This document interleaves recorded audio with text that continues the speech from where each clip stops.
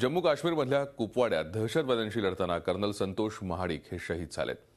मनीगहाच्या जंगलात दहशतवाद्यांशी झालेल्या चकमकीत महाडिक हे गंभीर जखमी झाले होते। लष्करी रुग्णालयात त्यांच्यावरती उपचार सुरू होते, मात्र या उपचारादरम्यान त्यांना वीरमरण आलं। शुक्रवारपासून काही घुसखोर जंगलात दडून बसले होते। त्यांच्यावर कारवाईसाठी महाडिक यांच्या नेतृत्वाखाली लष्करी पथक तैनात करण्यात आलं होतं। गेल्या 5 दिवसांपासून महाडिकांचं पथक या घुसखोरांचा पाठलाग करत होतं। दहशतवादी आणि लष्करात अनेकदा चकमकी घडल्या। कर्नल महाडिक हे मूळचे साताऱ्याचे रहिवासी असून 41 राष्ट्रीय रायफलचे कमांडिंग ऑफिसर होते। कर्नल महाडिक हे सीमेवरील दहशतवादाचा बिमोड करण्यासाठी नेहमीच अग्रेसर असल्याचे गौरवोद्गार लष्करानं काढले। कर्नल महाडिक यांना त्यांच्या अतुलनीय योगदानाबद्दल सेना मेडलनं गौरवण्यात आलं। महाडिक यांचं पार्थिव आज लष्करी विमानानं श्रीनगरहून पुण्याला आणण्यात येणार आहे आणि त्यानंतर लष्कराच्या हेलिकॉप्टरनं साताऱ्यातल्या पोगरवाडी या त्यांच्या मूळ गावी त्यांचं पार्थिव आणलं जाईल। तिथेच संध्याकाळी लष्करी इतमामात त्यांच्यावरती अंत्यसंस्कार होणार आहेत। कर्नल महाडिक यांच्या निधनानं पोगरवाडीवर शोककळा पसरली आहे।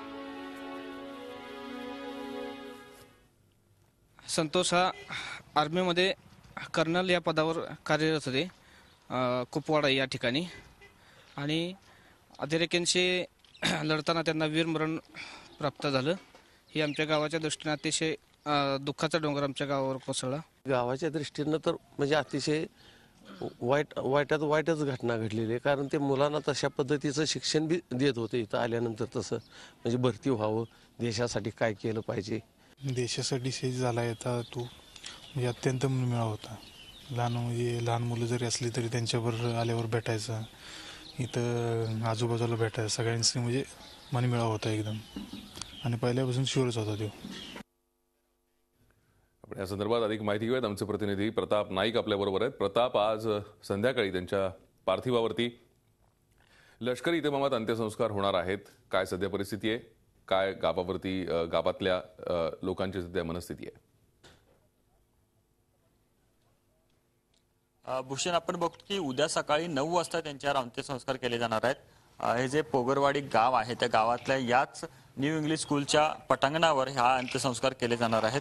आपण बघतो की काल दुपारी ही बातमी कळाल्यानंतर जे ग्रामस्थ आहेत ते हळहळून गेले, कारण आपला एक जवान त्यांनी गमावलेला होता। त्याचबरोबर गावकऱ्यांची किंवा इथल्या लोकांची नेहमी संपर्कात असणारे हे कर्नल होते महाडिक। त्यांचं आयुष्यातले भरपूर दिवस या ठिकाणी गेलेले आहेत, आणि आता काही दिवसापूर्वी 2-3 महिन्यापूर्वीच ते गावाला भेट दिलेलं होतं। त्यांच्या विकासाचं मॉडेल डोक्यात गावाचं होतं। असं स्वप्न बाळगणारा हा जवान आज आपल्यापासून दूर गेलाय, याचं खूप मोठं दुःख या गावातल्या लोकांना आहे। त्यांच्या परिवारातील लोक माझ्यासोबत आहेत। कशा प्रकारे त्यांच्यावर आभाळ कोसळलाय ते विचारत, मला सांगा, तुमचा सुपुत्र आज सीमेवर लढत असताना शहीद झालेला आहे, काय तुमच्या भावना आहेत? आमच्या भावना याच आहेत की देशासाठी जवान गेलेला आहे आमचा, त्यामुळे आम्हाला त्याच्याबद्दल अभिमान तर आहेच, आणि बरोबर दुःखही आहे।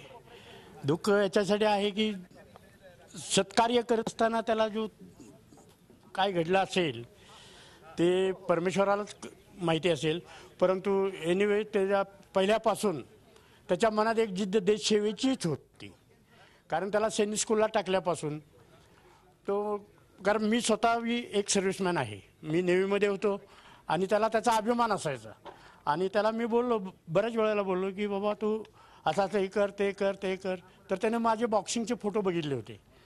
8वीमध्ये असताना त्याने बॉक्सिंगचे फोटो बघितल्यानंतर तो मला, नाही मी आर्मीमध्ये जाऊन जनरलच होणार आणि कमांड करणार देशाचं, हा म्हणजे त्याचा, आणि आलो स्माइलिंग चाप। मी त्याला म्हणलं, अरे तू नेव्ही एअरफोर्समध्ये जॉईन होतो, नाही म्हणला, म्हणजे I will go to army, I will become general and I will command. असा म्हणजे he is always talking like this आणि ऑलवेज स्माइलिंग। कधी त्याच्या चेहऱ्यावर कधी हेच नसायचं, ऑलवेज हास्य असणार, आणि त्याला एक देशाचा अभिमानच होता की नाही मी कमांड करणार आणि ह्याच्यात राहणार। आपण पाहिलं की देशात मी कमांड करणार आणि एक वेगळं माझं नाव करणं, अशा प्रकारचं स्वप्न त्यांच्या उराशी होते। त्यांचे भाऊ, आपले चुलत भाऊ आपल्यासोबत आहेत। मला सांगा की सीमेवर लढत असताना सुद्धा गावाकडे लक्ष असायचं, त्याच्याबद्दल तुम्ही काय सांगाल? ते देशावर सीमेवर लढत असताना सुद्धा ते इथं गावात जरी आले तरी सगळ्या मुलांना त्यांचं हेच मार्गदर्शन असणार की जास्तीत जास्त लोकांनी देशाची सेवा करायसाठी फौजमध्ये भरती व्हायचं, हे त्यांचं म्हणजे स्वप्न होतं। आणि कुठल्याही लोकांना त्यांनी सगळ्यांना सांगितले की बाबा जास्तीत जास्त आपण फौजमध्ये या, देशाची सेवा करा, आणि ते सुद्धा गावाशी सुद्धा आत्ता ते आले होते. म्हणले की एक मास्टर प्लॅन बनवूया दिवाळीत आणि आपलं गाव एक मॉडेल बनवायचं, अशी एक त्यांची तीव्र इच्छा होती. आपलं एक गाव मॉडेल बनवायचं अशा प्रकारची सुद्धा त्यांची इच्छा होत्या. एकूणच जे अंत्यसंस्काराचा कार्यक्रम आहे तो कधी केला जाणार आहे आणि कशा प्रकारे केले जाणार आहे हे बोलण्यासाठी जिल्हा सैनिक कल्याण अधिकारी माझ्यासोबत आहेत. साहेब, मला सांगा की काय नियोजन आहे, कशा प्रकारे कधीपर्यंत पार्थिव येणार आहेत आणि सकाळी किती वाजता अंत्यसंस्कार केले जाणार आहेत? ओके, आत्ता पार्थिव सध्या श्रीनगरमध्ये आहे. श्रीनगरवरून उधमपूरला साधारणतः 11:30पर्यंत पोहोचेल. तिथं शासकीय इतमामात तिथं सलामी वगैरे दिल्यानंतर तिथून विमानाने पुण्याला येणार आहे. पुण्याला साधारणतः 4:30-5च्या दरम्यान पोहोचणार आहे. तिथं पुण्यात परत सैन्याकडून सलामी वगैरे दिली जाईल आणि त्यानंतर बाय रोड सातारला येणार आहे. सातारला आल्यानंतर त्यांच्या घरी त्यांच्या सातारच्या निवासस्थानी अर्धा-पाऊण तासासाठी पार्थिव नेण्यात येईल आणि त्यानंतर सिव्हिल हॉस्पिटलमध्ये रात्रभर ठेवण्यात येणार आहे आणि सकाळी 7:30 वाजता तिथून सिव्हिल हॉस्पिटलमधून त्यांच्या मूळ गावी पोगरवाडी इथं आणण्यात येईल. आणि साधारण कितीपर्यंत अंत्यसंस्कार केले जाते? ओके, सकाळी 7:30ला निघाल्यानंतर 8 ते 10 गावातून मिरवणूक होणार आहे आणि 10:30 ते 11:30 दरम्यान इथं अंत्यविधी होईल. आपण पाहिलं की एक शूर जवान ज्यानं आपल्या देशासाठी हौतात्म्य पत्करलेला आहे, असा जवान गेल्यामुळं गावामध्ये एक मोठी पोकळी निर्माण झालेली आहे. त्याचबरोबर एक आपला जवान भारतीय लष्करातून निघून गेल्याचं एक खंत, शल्य या सगळ्या लोकांना आहेत. पण एक अभिमान सुद्धा आहे की देश संरक्षण करत असताना आपला कर्नल बलिदान झालेला आहे. त्याच्यामुळं गावातल्या लोकांमध्ये एक मोठा अभिमान किंवा मोठा आत्मविश्वास असलेला दिसतोय. आपल्या गावातला हा दुसरा जवान आहे, अशा प्रकारचा सुद्धा एक वेगळा अभिमान ते बोलून दाखवत आहेत. भूषण, धन्यवाद प्रताप या सविस्तर चर्चेसाठी आणि माहितीसाठी. आपण मगाशी जी बातमी बघितली, कर्नल संतोष महाडिक यांना काल वीरमरण आलं होतं. श्रीनगरहून त्यांचं पार्थिव आता सैन्यानं सलामी दिल्यानंतर पुण्याच्या दिशेने निघणार आहे. ही श्रीनगरमधली दृश्य आहेत.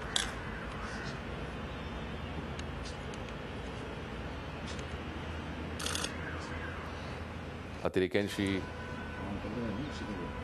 झालेल्या चकमकीत संतोष महाडिक हे गंभीर जखमी झाले होते. त्यांना सरकारी रुग्णालयात उपचारासाठी दाखल करण्यात आलं, मात्र उपचारादरम्यान त्यांचा मृत्यू झाला होता.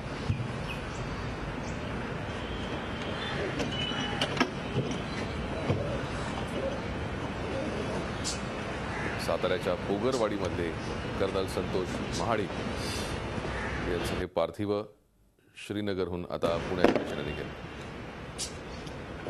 सैन्याकडून सलामी दिली जाईल आणि त्यानंतर